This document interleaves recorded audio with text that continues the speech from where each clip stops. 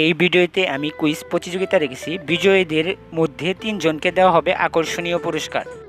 Hello viewers, আসসালামু আলাইকুম। Welcome to jsrongpencilvlog।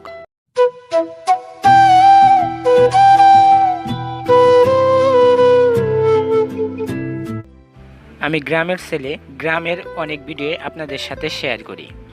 আজ আমি নিজে শেষে মাছ ধরেছি। এই ভিডিওতে আমি একটি কুইজ প্রতিযোগিতা রেখেছি, আর সেটি হলো এই ভিডিওতে আমি কয়টি ব্যাংক দেখাইছি, আর যারা সঠিক উত্তর দেবে তাদের মাঝে লটারির মাধ্যমে 3 জনকে আকর্ষণীয় পুরস্কার দেওয়া হবে। অবশ্যই পুরস্কারটি কুরিয়ার মাধ্যমে আপনাদের কাছে পৌঁছিয়ে দেওয়া হবে ইনশাআল্লাহ। তো আমার কলিজার বন্ধুরা, কুইজ প্রতিযোগিতায় অংশগ্রহণ করে আপনিও জিতে নিতে পারেন আকর্ষণীয় পুরস্কার।